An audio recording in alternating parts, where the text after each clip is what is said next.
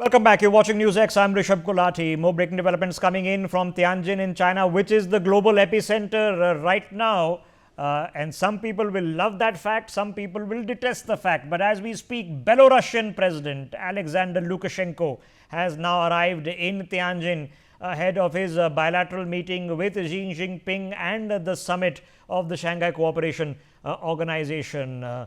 Very interesting set of visuals which you're seeing of the city of Tianjin as it prepares or has prepared for the arrival of all these guests. Several of these bilaterals have already taken place. Several more are planned. The big ones are all coming up in a few hours. That will be between the Indian PM and the Chinese president, the Indian PM and the Russian president, and the Russian president and the Chinese president. These will be the big three ones. Those are the three big countries there. But a lot of others, the Maldives, Myanmar, Nepal, Pakistan, North Korea, Iran, Kazakhstan, Kyrgyzstan, they're all there. It's a whole host, a smorgasbord. And on the face of it, if you're watching this happening from the West, it's a gathering of all the people America has a beef with and that have a beef with America, except, of course, India, which up till 2 months ago really had no fundamental beef to the extent of the ones that have recently been created with all that has been said. More breaking development coming in as at this point of time on my screens. This is happening in Europe simultaneously, that France and Germany have now issued what can only qualify as a joint statement against the European laws which have brought legislation to bring into force on US tech companies. Remember, Donald Trump had criticized these EU tech laws and had threatened tariffs or further tariffs on the European Union over these tech laws. Well, France and Germany have now issued this joint statement defending Europe's rights to adopt their own legislation on technology. After the threat of tariffs, they've also said that any US coercion would be met with retaliation on tariffs. Here we are, and that's the place where the tariff deal has supposedly already been struck. This was issued at a joint news conference with German Chancellor Friedrich Merz and French President Emmanuel Macron, which you're watching on your screens. They've said any move by the United States to challenge the regulations of the European Union will be met by retaliation from the European Union, unquote. Professor Madhav Nalapat joining us on the broadcast. Sumit Peer is with us on the broadcast as well. More developments are taking place and I'll be breaking those with you very, very shortly. B.R. Deepak is joining us on the broadcast as well. Professor Nalapat, now I don't know where to begin. I'm not exactly sure where this ends. We are living in interesting times. How do we explain to ourselves and people watching the broadcast exactly what the heck is going on? Look, the fact of the matter is that Trump is creating a reset in relations, not so much a reset as an upset. And now, whether it's going to be a short term, medium term, or God forbid, a long-term phenomenon, I'm not in a position to say. But these tech barriers are very clear. They're a very clear signal that Europe has just said it has to rely on itself for its defense. It can no longer rely on the United States majorly for its defense. And tech is a very important component of defense. Tech is a very important component of a lot of modern weaponry. And if you don't have mastery over your own tech, then you have a problem. That is, you never know the adversary that you're challenging, the country with which you have had an agreement on tech, can basically pass it on to the adversary. I mean, it's entirely out of your hands. So I think, Rishabh, the world is indeed changing. There's a time when the Atlantic Alliance was absolutely solid, and now we are seeing a very clear rift as a consequence of the... But in our context, yeah, Professor Nalapat, in our context, because the Europe Trump trade deal is supposed to have already been done. This is now seems to be a confusing new chapter just a couple of weeks later on it. But within this context, we are now facing the reality that 50% tariffs have already been imposed. Whether the Supreme Court says one thing and the US Senate says something else, I mean, that's for the Americans to figure out. The reality on the ground is that the tariffs are imposed, that the Pakistani army chief was having dinner in the White House, that several Trump administration officials have said a very public disparaging comments, including the man who's supposed to be the next US ambassador to India, on India. It's not looking good, and there is that context within which our prime minister is in China. Well, there's no doubt about it. The context is not hopeful at all of better relations during this particular phase of President Trump's presidency, and I think, quite frankly, that this has been a very important factor in motivating Prime Minister Modi to go to Tianjin and to frankly, visit the huge country China after a gap of about 7 years. So I think the Chinese host should basically thank President Trump for having caused this major reset in international relations, in which the Prime Minister is now once again placing emphasis on China, Okay. and once again placing emphasis possibly on even doing trade with China, although the reality is, I'm not very sure about that, because until the border issue is resolved, I'm not sure how normal trade can take place. And the reality, the border issue seems very far from being resolved. The Chinese side seems to be very far from Okay. wanting to resolve it on terms that are mutually satisfactory. Okay, so let's not kid ourselves. India and China have an existential concern.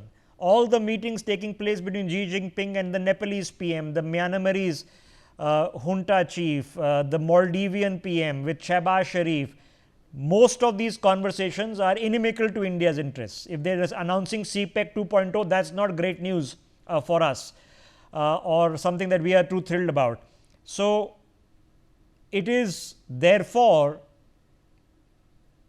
the extent of the rhetoric, and in practice, because the tariffs are a reality, they are not just a threat, that even within this context, we have felt that we have to engage with the Chinese, and the Chinese have felt they have to engage with us, because we agree on almost nothing, but we agree on one thing.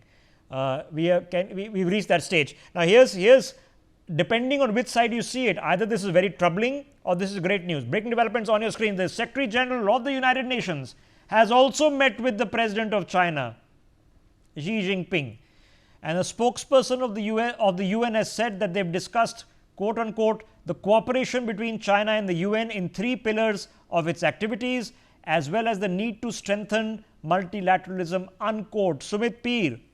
Now, I'm sure you have, many people watching this broadcast have a very deep suspicion of the influence that China has already showed in UN agencies like the WHO in just the past few years. Now, the UN Secretary General is here in the middle of all of this, and he's having a bilateral meeting with Xi Jinping. Now, how do we observe all of this, what's going on? It is complicated, if not just nigh confusing. Rishabh ji, thank you for having me on your show.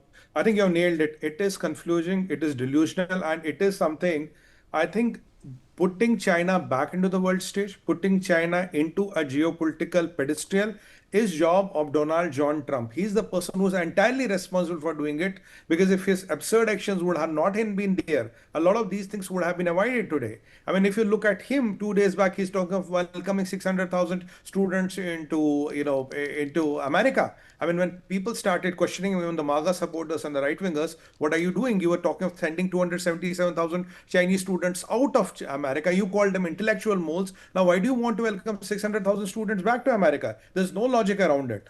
And if you look at the report which Jeffries has issued, 24 hours back, Rishabh ji, it clearly states all these tariffs is a manifestation of Trump's personal vendetta and agenda, because he was not allowed to mediate in India-Pakistan so-called ceasefire, and the trade deal he wanted to push through. There were some red lines which Modi Sarkar did not cross, and told him very clearly, you're not crossing. So he could not fathom the thought, here I cannot intervene in this India-Pakistan conflict. And in the trade deal, there are some guidelines, there are some red lines which India is not willing to negotiate. So you have a headstrong leader against you, then you start becoming crazy, you start implementing all these tariffs. And the people like China who are buying the maximum oil, are contributing to the maximum money, they are clearly let off. Brazil is let off, Turkey is let off, Europe is let off, the entire world is let off. It is, you cannot handle possibly Modi, so you want to penalize the India, and in the return the whole world.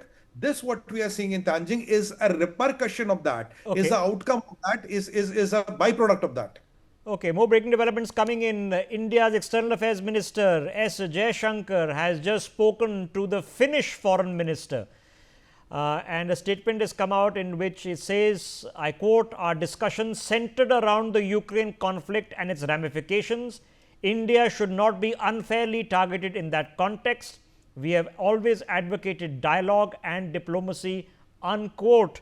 B.R. Deepak, our dialogue and diplomacy continues. Our public position taken by India's Prime Minister at every possible global fora has been that this is not a time of war, that the war in Ukraine must end. It must end in terms agreeable to all parties for the good of the world.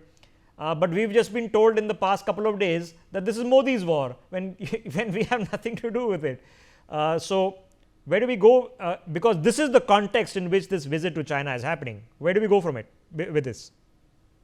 Yeah, of course. I think this is highly, you can say, unpredictable foreign policy as far as Trump is concerned. He has totally, disturbed, I would say, the equations between India and China.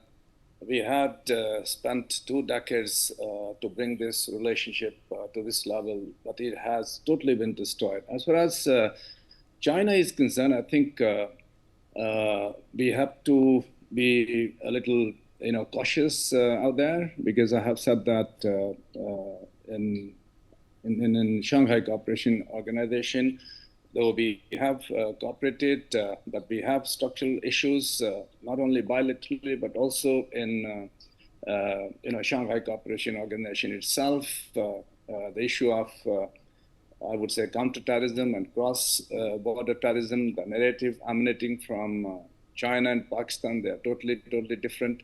And I think this is also one of the, I would say, points where India has been rather lukewarm, to Shanghai Cooperation Organization. But having said that, I think at this point in time, the timing is very, very different, because it is happening in the backdrop of Trump's tariffs on us. But again, here I would say that, though we have been slapped 50% of the tariffs, and the repercussions of these tariffs on us would be, very, very severe. And here again, I think I would slightly differ as far as our rapprochement with China is concerned, because if we see Chinese and the Russian markets put together, we don't export the kind of goods we are exporting to United States, and that goes in surplus. I agree. So, here's the problem, right? Here the problem is that you make a profit out of the sales you make to the United States. So if that's the conversation on tariffs and who should adjust what and to what level and which American goods, let me remind you that under the first Trump administration, in which everything was going great, India announced massive purchases of aircraft from Boeing, of howitzers and choppers, Apache helicopters, large purchases, tens of billions of dollars of commercial, private and public deals happened. Those conversations are rational conversations, can be had, should be had, and are normal part of global statesmanship. What is taking place right now is increasingly becoming irrational, and therefore the circumstances are confusing. There is no doubt about it that what's happening in Tianjin is not straight-faced. If you are any member of the Indian delegation there, you have to have clear goals. So let's put that to the thought. Professor Nalapat, No miracles are going to be achieved in Tianjin in resetting India and China. The public posturing has already happened by the very nature of the fact that the Prime Minister has chosen to go to China. Now, we can reasonably expect maybe some air flights to resume. We can reasonably expect the Chinese offering maybe a few of the magnets that we require, or a little bit of more purchases from India to offset the trade deficit. Is there anything beyond this that can happen? Well, frankly, Rishabh, I am not very optimistic of anything beyond this happening. And I would be very, very careful, even now, about dealing with the Chinese side. Because let's face it, as you correctly said, we are in an existential battle with them. I mean, so is the United States, but Trump is behaving as though the existential battle is between the US and India for reasons which are unfathomable, absolutely unfathomable. So, Rishabh, there are huge security concerns where China is concerned. As far as technology companies are concerned, for example, they would like to take the Indian tech, and they would like to, see how far we've gone in artificial intelligence. So a lot of that is going to be investigation. I mean, they have been doing this in the United States for quite some time, and now they've been found out. And I mean, let's not talk about President Trump. He doesn't make much sense. But they have found out that a large volume of technology from the US to China has flowed via quote unquote Chinese students. So I think, very frankly, as far as security agencies are concerned, I'm sure that they will be very, very careful. And if you're talking about the change in mindset, well, one can believe that when they change their views on the boundary. The reality is they had a very practical alignment of the boundary between Russia and themselves, very practical. And as a consequence, a strong friendship was created where there was previously enmity. Now, between Russia and China, if they have a similar mindset towards India, that you show that you're willing to make, a mutually acceptable offer, as they did with the Russian side, then I think we can have a reset. But until they come forward, now, as of now, the Chinese experts are saying, let's keep the border issue on one side and trade on the other. I mean, that's been the mantra for so many decades. And the Chinese have built up a huge imbalance of trade with India. Just as Prime Minister Modi said, blood and water cannot flow together. I mean, kinetic war, the possibility of kinetic war over a quote unquote disputed border, disputed by one side, cannot flow with normal trade. So I do believe that to expect a lot would be to expect things that are, as of now, I don't see them. I don't see them. Okay, and as you well know, I completely, fundamentally agree with you for the better part. I mean, and you've seen me for almost 2 decades now, and that much time has elapsed. That the arc of history seems to have been heading in the other direction. We are hoping, of course, that this is temporary. But the question is, how temporary? Sumit Peer, the issue is that if a generation passed, which is our parents' generation, told us that, listen, don't trust the Americans because they've witnessed far worse. They've witnessed sanctions on India, forget tariffs on India. Okay, they've witnessed the 7th Fleet being sent up the Hooghly, okay, to threaten India. Far worse. Okay, imagine if aircraft carriers of Donald Trump were being positioned off the shores of India to threaten India. That would be positively far worse. But we are saying that our generation has to think differently. Okay, there is a commonality and a correlation which exceeds all these problems. But then Donald Trump is having dinner with Munir. Okay, after cancelling a meeting with Modi, he is claiming credit for India-Pakistan, which means he is rehyphenating India and Pakistan. He is trying to find oil and gold in Pakistan. I mean, this is not just a tariff issue, because the tariff issue, I can argue, you can still negotiate. It's part of economic negotiations. But none of this is making sense anymore. What the heck is he doing with the Pakistanis? I think, Rishabhji, the only way why he is trying to propagate Pakistan is because the Pakistanis are the only players in the world which will play along with him. Because look, he had no role in ceasefire. Even the American companies like Jeffries have issued a report on that. And this all tariff war is personal. If you look at Navarro's rhetoric, if you look at this Lindsey Graham's, whatever he's talking about, it is all crap what they're talking. They're just the cheerleaders of Trump. Now, and on the top of that, if you look at JD Vance said yesterday that if there is a problem, he's ready to step in as the president. And there are already a lot of bruises on Trump's hands. People are talking that his health might not be in the best of the conditions. Now, with all those things happening, he is looking for that some kind of a credibility. While in the domestic side is completely failing. Now he needed a failed field marshal to come and exactly echo his tone. So he called him for a lunch or dinner. Then he made him say, okay, you must get the Nobel Prize for kind of doing this war. Now, even the Americans and the American companies are saying, like Jeffries, that Modi ji never allowed Trump or India never allowed Trump to meet him. There was no call with him. There are even German newspapers and some of our publications claiming that Trump called Modi ji 4 times. He did not answer his phone. I mean, after such a snub, I think what is happening right now, he has taken it personal. He is using Pakistan, he is using China, he can use North Korea, he can No, no, use any of but the Sumit, four it's countries. no, no, but I've just told you what's happening now. This is Macron, okay, and Merz, German Chancellor, French President, have come together to hold a press conference to address this matter, okay, again of tariffs. The Canadians who repealed the law, but he said more tariffs. The Mexicans have the same problem. The Japanese say they've done a deal, but if you ask the Japanese what the deal is and ask the Americans, those are two completely different stories. Now, Brazil is threatening reciprocal tariffs. This is with the entire world. So, I had a very contrarian perspective, which was interesting, which is telling us that, look, the UNO system, the Bretton Woods system, okay, this global order set in 1945 is anyway broken. It is good if Trump breaks it. It's good for America, it's good for us, it's good for the world. There are no more blocks. He's attacking the UN, he's attacking NATO, he's at war with the special partnership with the UK, that's not going well. So if he just dismantles everything, that will be good for the world. Is there a merit in that argument?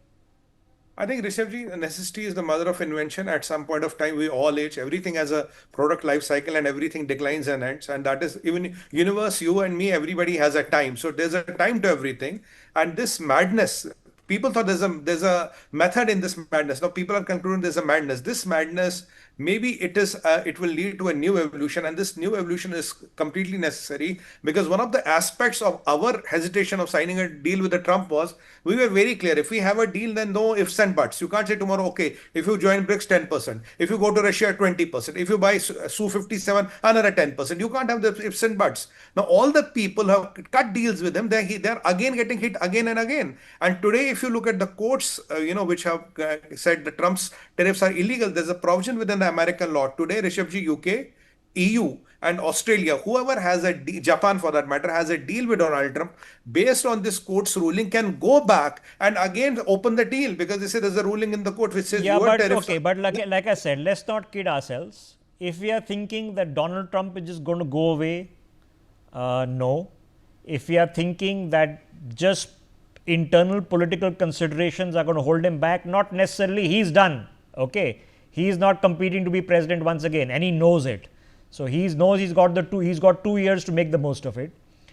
So those are not going to, or the U.S. Supreme Court is going to sort it out. No, it has a Republican leaning. It may not. We don't know. So let's not hope on any of these things. Let's come back to reality. B.R. Deepak, is there a possibility that it is what it is? It's a phase. It will end. Give him what he wants. If he wants a Nobel Prize, let him take it. If he wants to set up a couple of golf courses here and there, one in Gurugram and one in Navi Mumbai, let him do it. How does it make a difference to us? Does it end with that? Is this where it ends? No, I don't think it ends with that. To be very, very frank, Trump's tariffs at this point in time, I think it is sort of like playing the geopolitics over a chessboard, and there are various players. The Chinese are there, and Russians are also there.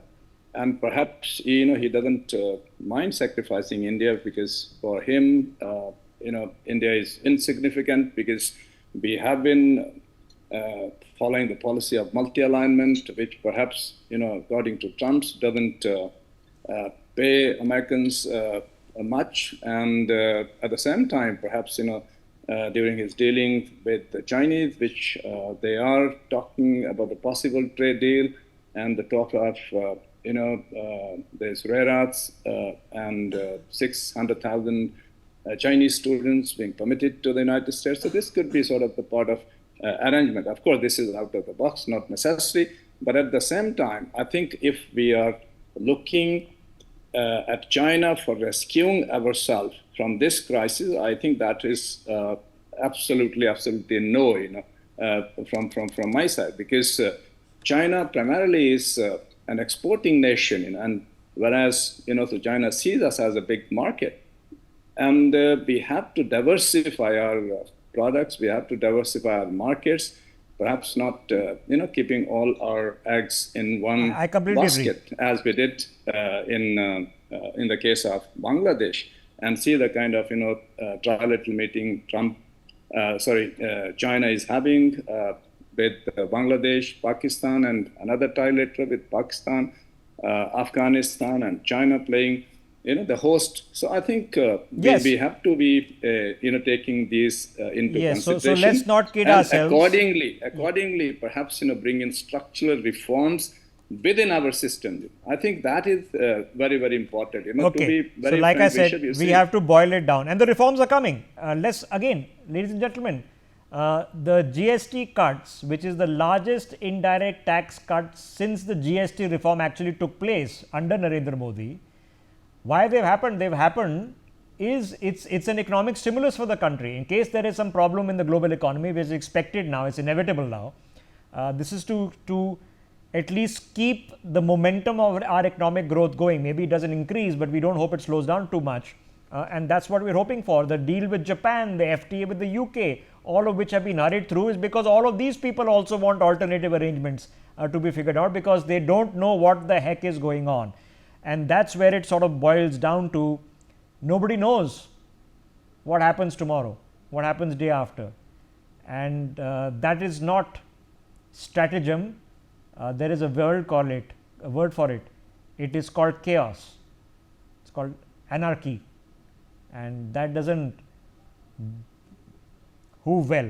So India and China have an existential crisis. Every single other meeting that is going on in Tianjin primarily is not in India's interest. So let's not kid ourselves. We are not confused about that, but we are certain about the fact that what has happened in the past 2 months has convinced all of us that the United States is only marginally better, and that's not good news either.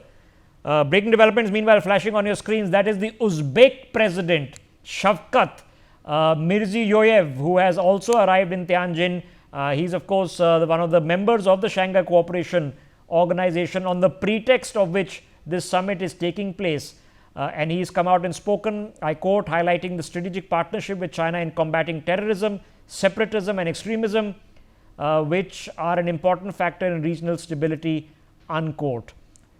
Meanwhile, small bit of breaking developments to take in before we take a break. India's chief economic advisor, V. Ananta Nageswaran, has put out what he says his faith in the structural reforms being carried out by the Indian government, saying, I quote, these reforms will offset any adverse impact caused by the tariffs, unquote. He also says that tax cuts and GST restructuring and employment linked initiatives floated by the government will offset the effects of the tariff cuts, unquote. Let me quickly get in a word from Professor Nalapat. Professor Nalapat, as I was just mentioning, and the chief economic advisor has mentioned exactly the same thing, that we have to get our own ship in order in these unpredictable times. Rishabh, you're absolutely right. And the fact of the situation is that the GST, as has been practiced before the reform, made no sense at all. For example, if you cross in a 20 lakh limit by 1 rupee, the entire 20 lakhs plus 1 rupee is charged on GST, and not just the additional 1 rupee. There are many other issues in which the multiple rates have created, in a sense, absolute uncertainty as to what the final price will be, what the GST will be. And as a consequence, what's happening is there is massive cheating of GST going on. At the same time, the customer is being billed for GST. and then you have got two bills. One bill which is shown to the GST authorities, and one bill which is really the correct bill, which is frankly the GST authorities have no knowledge of.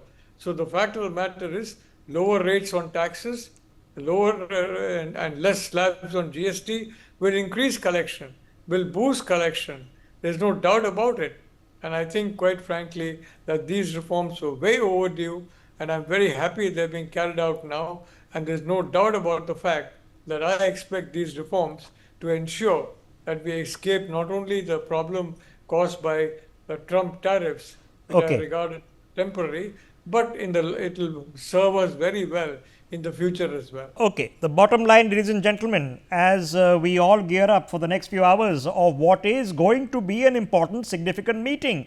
India is going to be the world's third largest economy within 18 months, most likely. Okay, not knowing, of course, what the global economic wind will bring in those 18 months. So, any meeting between the heads of government of the second largest and third largest economy is perhaps as significant as any meeting between the largest and the third largest economy, which what would a Donald Trump and Narendra Modi meeting would be. The fact that it's happening for the first time in 7 years has its own significance. The fact that it is happening inside China has its own significance, and the fact that it's happening in the undercurrent, overcurrent, overwhelming conversation which we are just having minute by minute of this tariff, this person, that person, all over the world, has its own significance. But within this, let's not get confused. Let's not underplay the significance of what is taking place in Tianjin. Let's not overplay it as well, because a lot of things taking place there are not in India's interests at all. Our confusion, and honestly it's confusion, we are flummoxed at the positions that have been taken in Washington, the need for having taken those positions, the logic of those positions, and frankly the in principle offensive nature of those positions as well. That doesn't mean China becomes our best buddy tomorrow, but do we agree on certain things? We probably now do. Do we want to think of de-dollarization? We probably do. So, is there some confluence of interest? Yes, there is. I thank my guests. We take a break. See you in a minute.